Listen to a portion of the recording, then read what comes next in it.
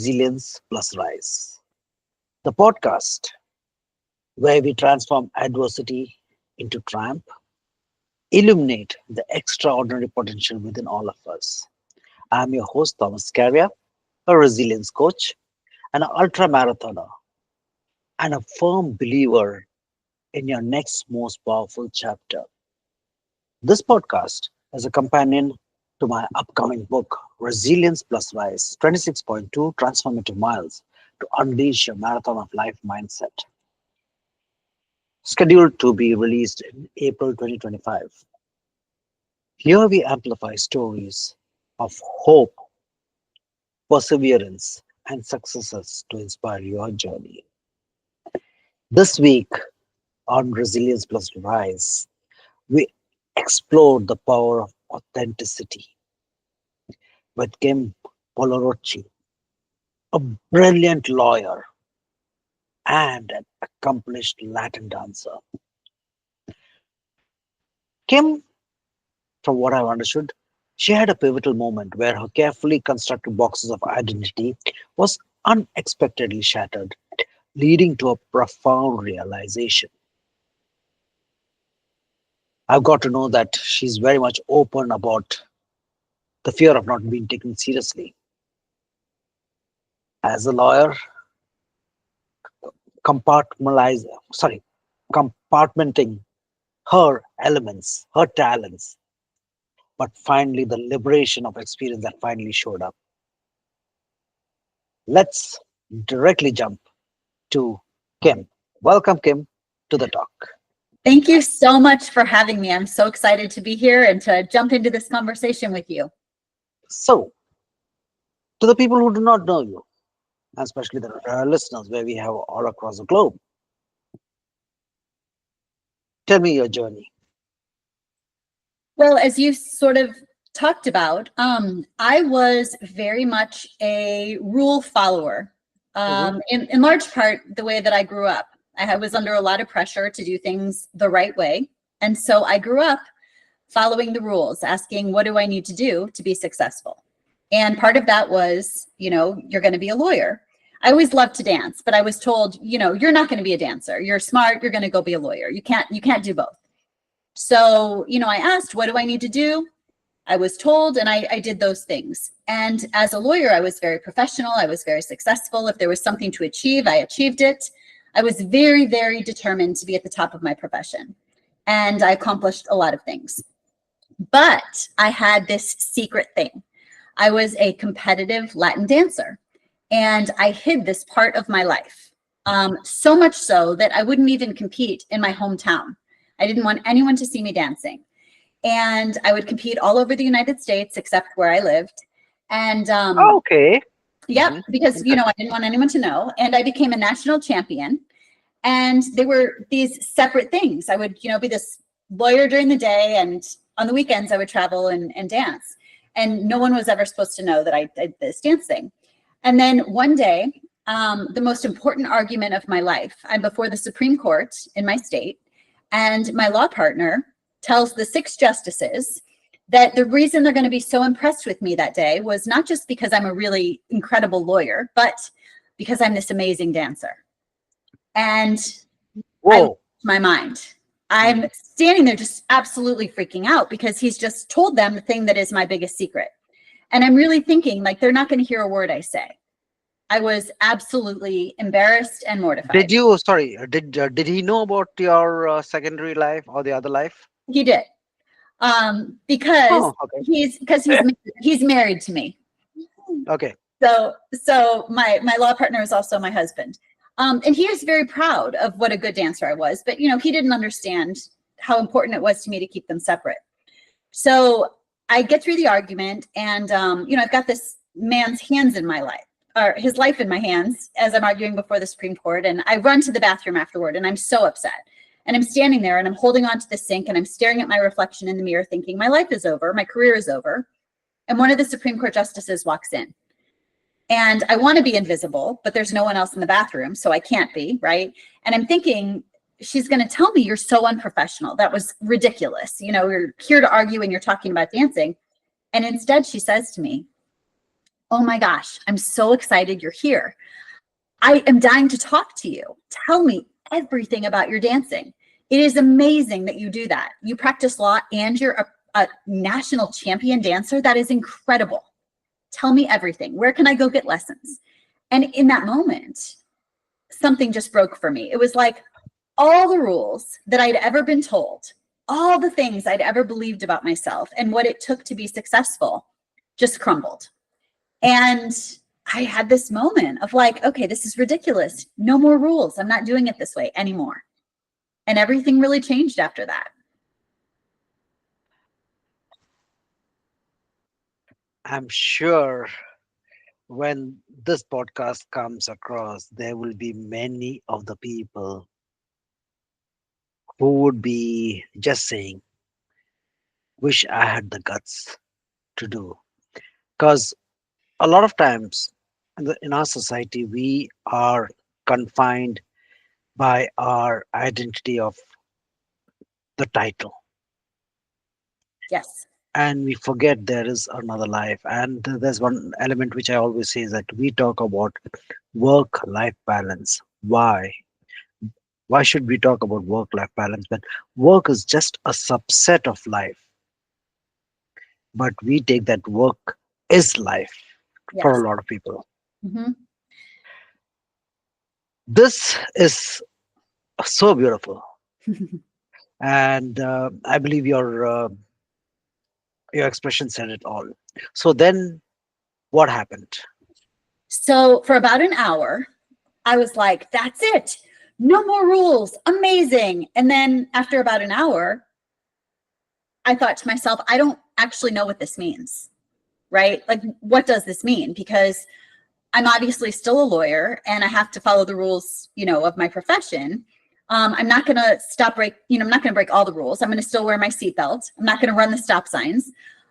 So I had to think about what this really means in a practical way, right? Mhm. And so over the course of time, I started thinking about how to strategically break the rules, not just break them for the sake of breaking them, but to really think about whether the rules are helping me or not helping me. And this is what I do when I work with leaders and organizations is, we have a lot of ideas, as you said, identity of who we're supposed to be. But what I found and what I really believe is that when we bring all of ourselves, not the boxed versions, right? The version that's the titled version, but the whole self, the dancer, the lawyer, right? The whole person, we are able to have such a big impact. We're able to do the things we're really meant to do in the biggest way possible because we're not spending energy keeping ourselves small. And so I started thinking about the rules of you can't do this, you can't do that, you can't be that. It's all these limiting ideas that don't actually help me. They make me small. And why should I be small? I don't want to be. And so strategically, I started breaking the rules and testing them. And listen, sometimes I got a lot of, I got a feedback that was like, what are you doing? Get back in line. That's a bad idea. But ultimately, if a rule doesn't help you thrive, it's worth considering whether you want to be bound by it. And I think that's where the bravery comes is, is it worth staying small or what kind of life do you want to live? Let me rephrase it.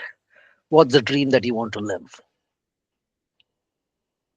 So this actually gets me to I'm originally from India, and in India, I have come across many personalities who have abided by what their parents wanted them to do, including me, Yes. and but always wanted to do something else, Mm-hmm. but could not move away from it because of the societal pressure, Mm-hmm. because of the whether we call it as respect. But there are people who have walked after completing what they had to do to pursue their dreams, whether it was to be a musician, whether it was to be an actor, and a few of them have hit the nail right and well, and it has really gone in deep. So, when you talk about freeing yourself, and once you reach a point of liberation, I can only understand how different it is. So, when we talk, but here I would believe that many of the people who have heard your part of the story would have come to you. One of the biggest trump cards, Kim, that I believe you had was the support of your husband because he allowed you to do what you wanted to do. So I'm going to challenge you on that. Okay. I definitely appreciate very much having his support. Hmm. And there's nothing in the world. I mean, he is my best friend. There's nothing in the world, that I appreciate that very, very much. And he didn't allow me to do anything. Okay.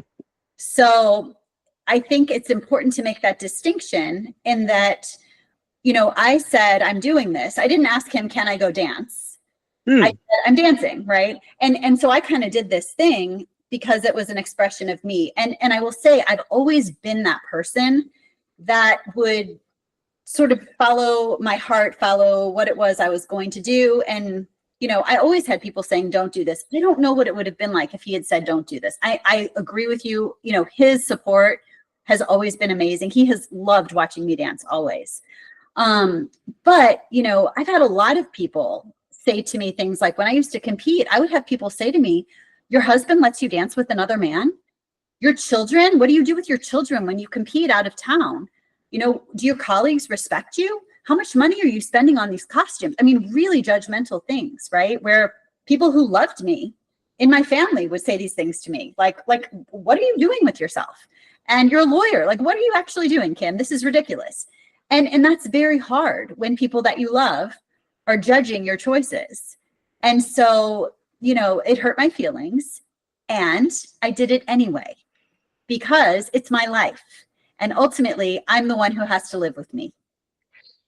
One, as I've spoken to many of amazing personalities, one of the trends that has come out is that when people criticize or are being judgmental, Mhm. inherently they're just jealous that they could not have the freedom of doing that. It very well could be that. And it could also just be that it feels really scary to them too, right? Yeah. Like they see that and they're like, that seems so scary that you're doing that. That feels so threatening to me that you're doing that. It feels so unsafe to me that you're doing that. It's really not about me. It's about them. In fact, in my book, I do write about is that if you look at me, I do not look like a conventional runner because I love to eat. I got an anamorphic body, so I run with a pot belly. But who cares? I run. I may not be the fastest runner, but you give me the distance, I will get it across. So at times when I'm talking to some people, they will not that I'm looking out for a validation or because my when I talk to them, it's more about inspiring. Hey, you can do something if you want. But the Yeah. one of the first thing is that oh, you still got a pot belly. Wow. So I So look and say that well, I need the fat because it gives me the energy to run. And another thing, if you all do not know, I run with my legs, not with my stomach. I love it. But Kim, initially I used to get it quite offended. You know what, guys? Listen, this is not. I mean, why do you want to nitpick? So I can totally understand where you're coming from, where people are pointing. But my question, which comes further, is that there would have been people who would be still um impressed about the way you broke the boxes, as they say. Think outside the box. You deconstructed the box itself. Box was never there in the first place for you, and still you had the support of your partner, your friend, your husband. Yes. What happens to those people, or what, I don't say the word advice, but what suggestion would you tell those people who want to break free to live a life which they have dreamt about? Who don't have support or just in Yeah, general? who does not have the support? Um, this is going to be an unpopular answer, but I'm going to tell you what I really think. I think that life is very precious, and I think that it's unfortunate when people sacrifice what they truly want because somebody else is afraid to let them have it. And honestly, I think that my advice would be to pursue your dreams and do the things you're really, really meant to do, and continue to do it with an open heart, and communicate about why it matters to you, and invite the people that you love into the process to the extent that you can, hoping that you will gain that support and gain that, that people will come along with you. But at some point, if it's between you actually living a life that you're going to be happy with and proud of at the end of the day, and not living the way that you want to live because somebody else doesn't want that for you, my choice, honestly, for myself would be to live my biggest life. And I truly think that, we're each given unique gifts and talents, and we really are. And we're meant to live in expression of those. And when we live that way, we light up the world around us. We really do, right? You don't have to set out to be like, oh, I'm going to do this thing to change the world. But when we are so fulfilled and happy and lit up by our life, we truly impact everyone around us with love and joy. And I think the world needs that so much. I just can't imagine encouraging someone not to live in a way that feels true to them. And so it's very difficult. It's a hard question, and I don't answer that lightly, but truly, I just think that truth is so important to live. Beautiful. Thank you. Actually, that's powerful. That's very, very powerful. And guys who are listening to this, take a note about what Kim just mentioned. It's worth a rewind and to listen again, because you got one life, and it's just maybe X number of weeks or X number of years that you can live. Do not waste it on somebody else's dream.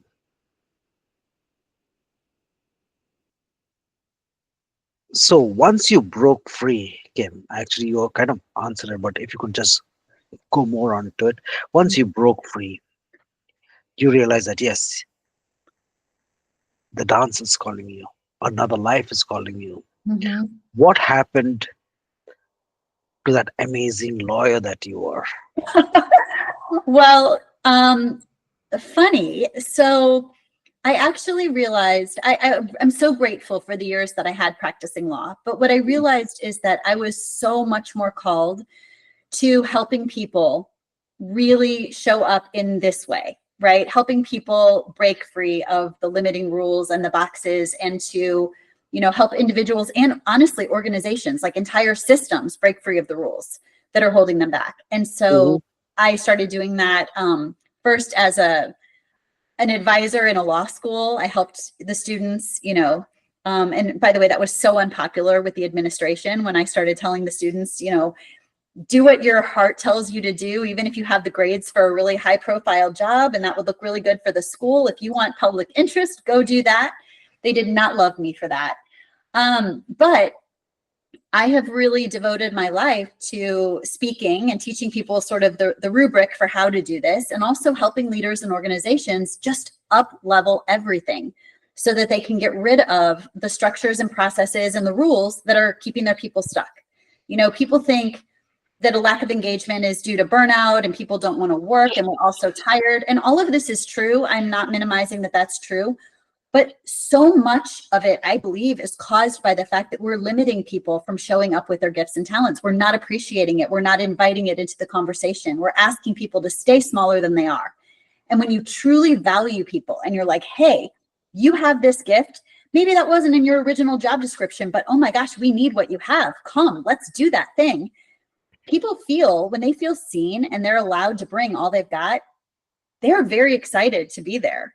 And it changes everything. And by the way, organizations get so much more creative because they're tapping into the full capacity of all their people. And so you can tell, I get so excited about watching that happen, right? Because like we said, you have one life, you spend a ton of it at work. And I love seeing people lit up by their work. To me, that is the goal. Beautiful.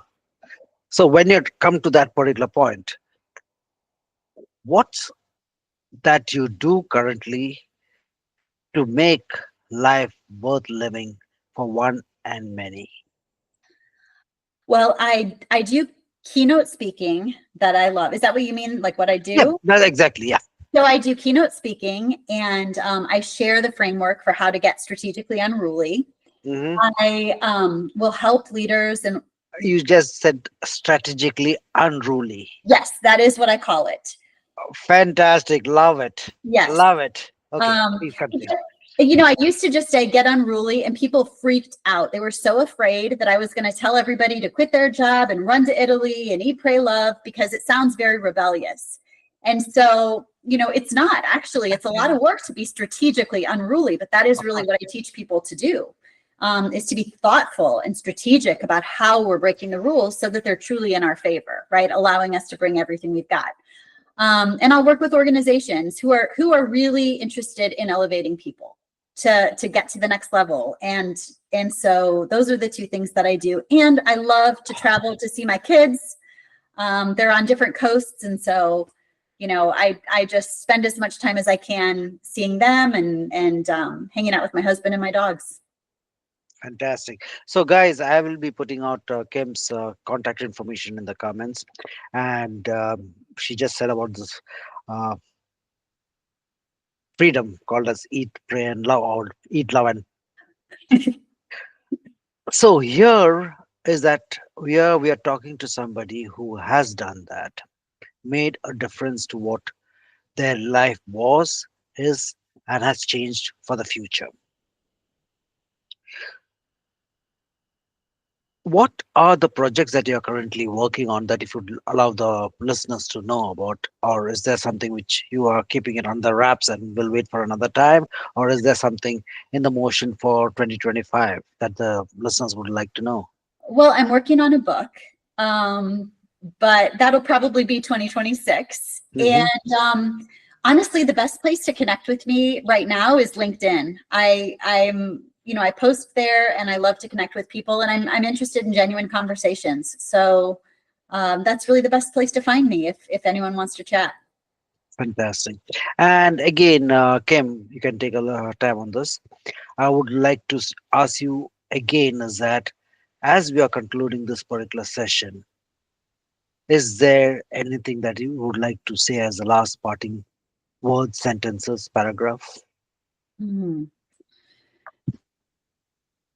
I think the thing I would really love to say to people, and thank you for giving me the opportunity to answer this, is that there are so many limiting rules and beliefs that we hold that sometimes we don't even recognize how many there are.